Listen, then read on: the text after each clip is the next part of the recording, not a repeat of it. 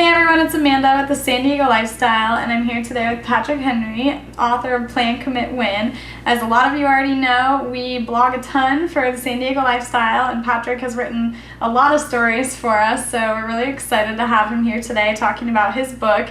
When he's not writing stories for us, he does business consulting, so right here locally in San Diego, so that's really exciting, and I wanted to bring him in to talk a little bit more about the details that are in his book and how it can help any business owner, even if you're not looking to take your company public or do a huge deal with investors, you can still use a lot of the great content that's in here. So welcome today. Thanks a lot, Amanda. Yeah, so I just wanted to kind of dive deeper into your book and give people a better feel for the content that's in here. So one of the main things I wanted to talk about was in the beginning of your book, you talk about a hierarchy of needs that you have for raising capital, or the hierarchy that you take to raise capital for your business. So tell me a little bit about that and what it is. Yeah, so part of it, the catalyst behind the book, as you know, in addition to working on the San Diego Lifestyle with you, I run a professional consulting business where I focus on providing strategic guidance to startups and entrepreneurs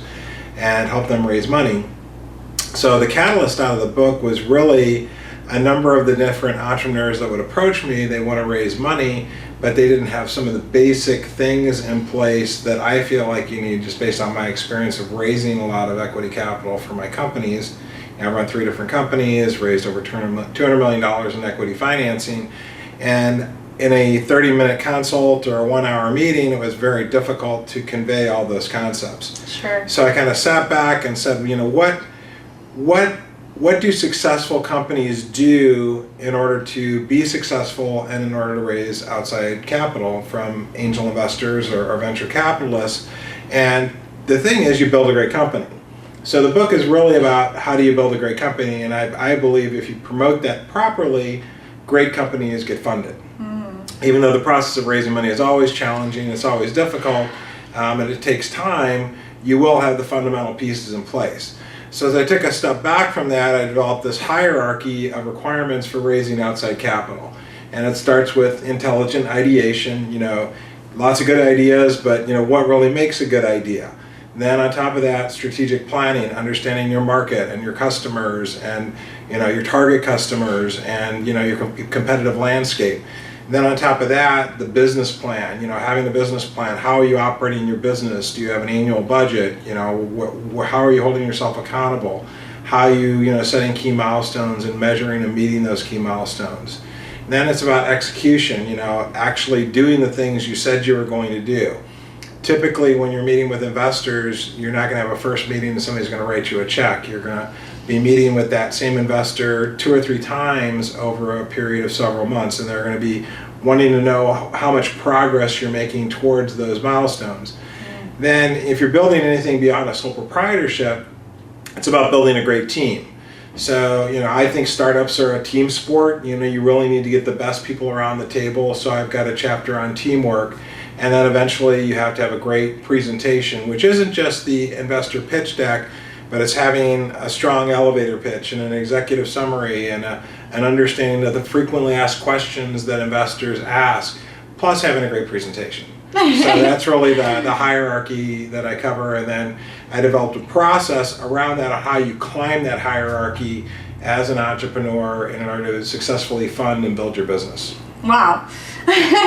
That's great information. I know everyone wants to just get to the top of the pyramid and just put their presentation together and email it to some people and hope it works and then answer questions along the way. So I guess take it back to the idea. How do you know as a business person if your idea makes sense, if it should be a business? Yeah, I think a lot of people get caught up in this, and most of the companies that I advise are further along. They're kind of beyond the idea stage, they're beyond the bootstrapping stage. They're raising their first round of institutional financing from venture capitalists, and but if you get into that early stage company where you're looking at raising some seed financing, you still have to be able to explain why you think your idea is a good one and why you think the market's important.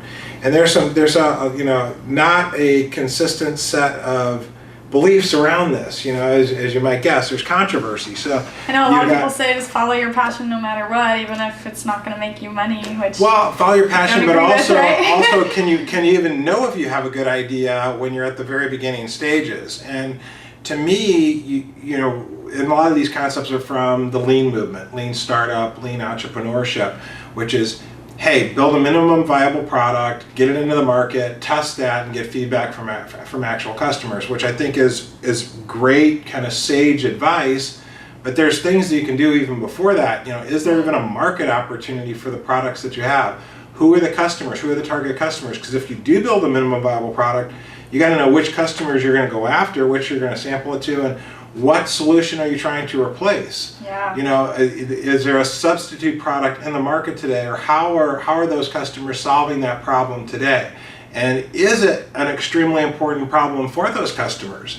In my experience in dealing with many business opportunities over the years, you've got customers have tens if not hundreds of problems, and if it's not on the top 1 or 2 or 3 issues that they're dealing with, they're sure as heck not going to work with an unproven startup to solve that problem. And it's never going to boil up to like, okay, I'm losing sleep at night over this issue. I'm really desperate for a solution, so I'm going to rely on an unproven startup for that solution. So I go through in the chapter on intelligent ideation a set of 6 kind of tests that you can do that help you get a better idea of, do you even have a good idea? Is it a viable business proposition? Not all good ideas can make money, so it's really about having a good idea that actually has a market opportunity where you can make money. Wow. And then after that, I know once you've decided kind of your idea, you're going to go for it and you think it's great and you've looked a little bit at the market. I know a big chunk of your book is about taking that idea and really getting down to the basics and really looking at the market and really having a strategy and having a plan before you would even get to a business plan, kind of having all this basis. So what are all the things kind of overall that people need to look out for and plan and know that they don't already know? Is there anything that you can kind of give us an insight into the problems that you look for or the things that you're... Yeah, so I'm a proponent of planning, where in the book we talk about is planning over a 3-year horizon. Okay, so you don't go 5-year. Yeah, I don't think you really need a 5-year plan. I think it's extremely difficult to forecast revenue even over a 3-year period, much less a 5-year period for a new company, especially if you're in an innovative area where there really isn't an established market. Some investors may request a 5-year plan, which you can just extrapolate from the 3rd year. Years 4 and 5, it's probably as good of a guess as anybody's going to have. But a lot of it's more of the fundamentals when you're doing strategic planning. It's about the situation analysis, which the way I like to think about it is it's the topographical map of your market landscape. Who are your target customers? What's your customer avatar? How big is the market opportunity? Are there different segments of the market where you're going to go after an initial defensible niche first and then fan out to additional opportunities over time? What's the competitive landscape look like? How long will it take you to get from point A to point B? If you're building a new product, how quickly can a new customer adopt your technology? How much does it cost you to acquire a customer? What's the lifetime value of that customer?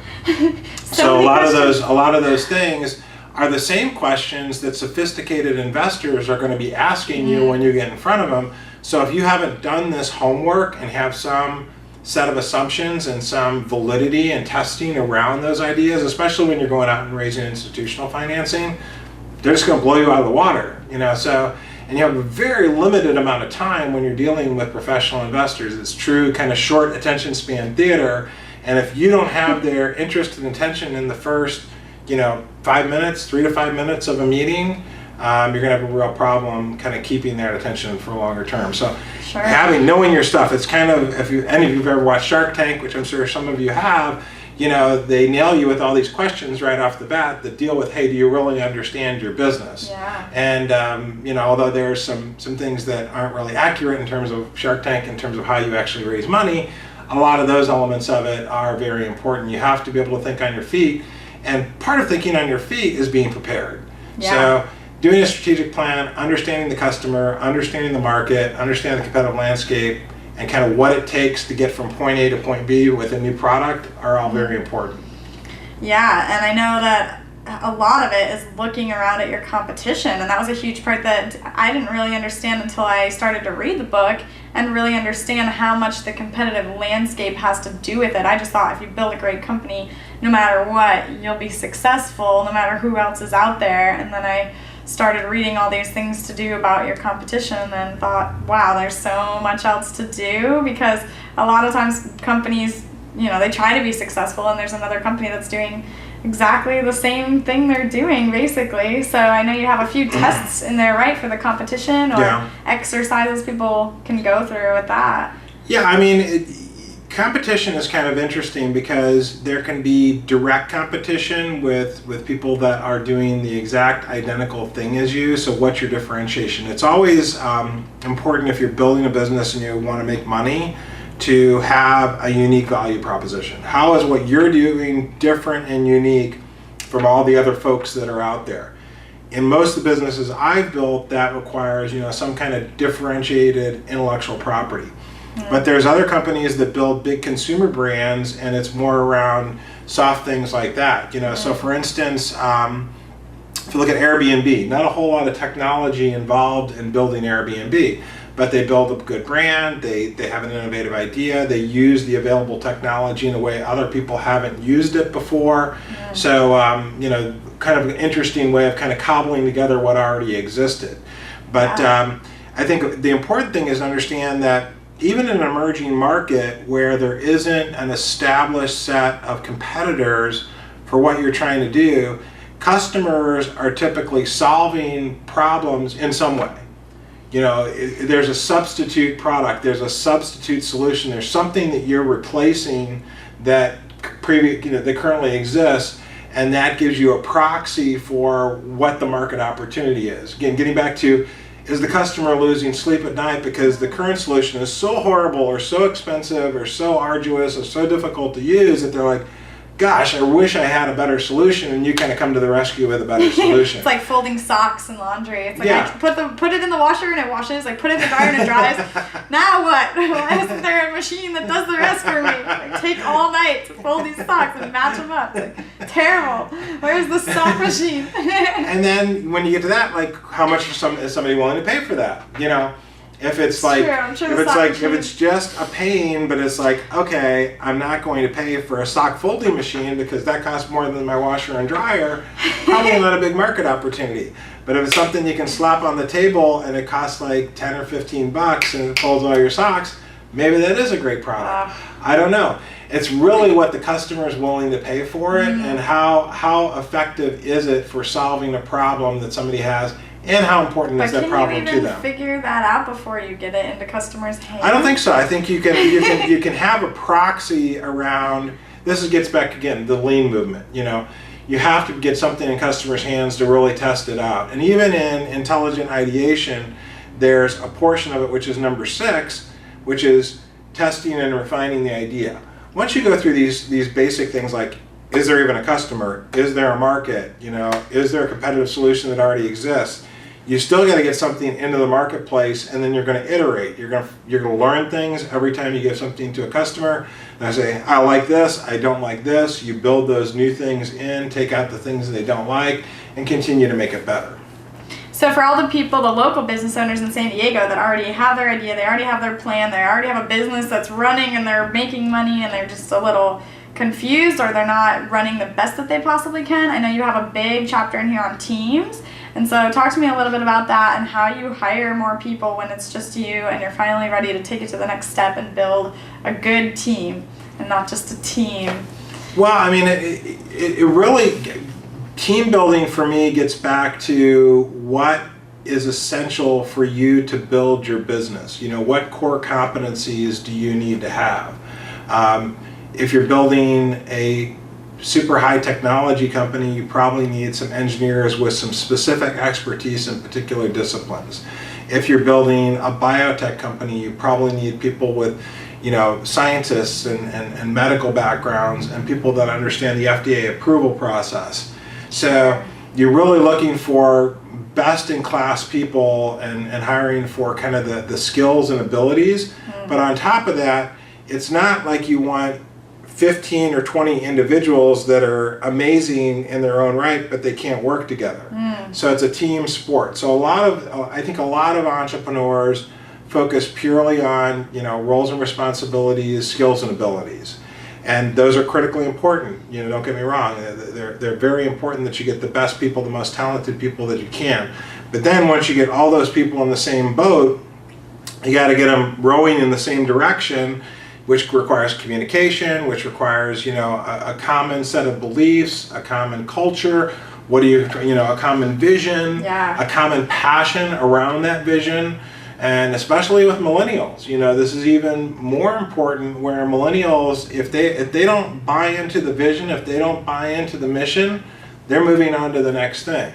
So it's always been important, but it's even more important with today's workforce. I know culture is a thing that you've done a few different videos on, and they're really interesting videos because I never really thought about that. Is it possible to create what you want your culture to be and then feed it to the rest of the people, or do you get together as a team and decide what you want your culture to be? I think it's both. I think it's, you have to have a vision of what you want as a company founder, what you want your company to represent, how you want your company to be perceived, what you want to accomplish, your passion, what you're trying to accomplish, not only in the marketplace, but from a softer standpoint. How are you trying to change the world? How are you trying to change the world in a positive way and not just make money? What's your purpose beyond making money? And because if it's just about making money, I don't think you're necessarily going to be able to build the team that is necessary to accomplish great things. Don't get me wrong. I think it's great to make money. I'm a capitalist. I think that's fantastic. But I think you have to have that purpose and that passion and that drive beyond that. Then as you add other people to the puzzle and to your team, they're obviously going to have some say on how things develop, especially that core team, the first 25 people, the first 50 people. As you get those people into your company, that's really going to establish the foundation of what culture you have and what you're going to represent. Because as you start getting kind of past 100 people, it's pretty well set at that point. It's hard to come in and completely change a company culture when it's already been established and, if not set in concrete, pretty heavily set prior to getting to that size. Yeah, and that's the ultimate goal, right? Is to build a large company and have, an end result, either another company buy you or go public. Not necessarily. I mean, there's awesome companies that have 5 to 10 to 15 people. Not all companies need to be enormous companies like an Apple or like a Google or like a Facebook. Now, if you want to have a multi-billion-dollar valuation and addressing a multi-billion-dollar market, you need a bigger company. But the backbone of the U.S. economy is small to mid-sized businesses, and a lot of the principles in Plan, Commit, Win apply to those businesses as well. You might be addressing more of a niche market, or you might be addressing a more concentrated geography, and you don't have a desire to, raise hundreds of millions of dollars. Sure. But in the event that, you have that kind of a business, good business principles are good business principles. Understanding your customer, understanding your market, understanding your competitive landscape, understanding how you win, building great teams, executing, holding people accountable. All those things are important in any business.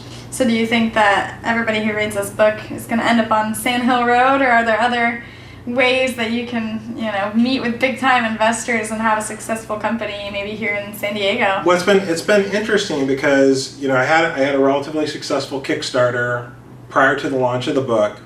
Raised somewhere between $12,000 and $15,000 in the Kickstarter. Yeah, congratulations so on that. It was great. A lot of interest around the book. A lot of it though was from small to mid-sized business owners, and maybe that was a third of the people, and then 2/3 of the people were people that are investors and people in my ecosystem that supported that, and then also people that are entrepreneurs. So there's a mix. There's a mix of people that are interested in the book and kind of the concepts.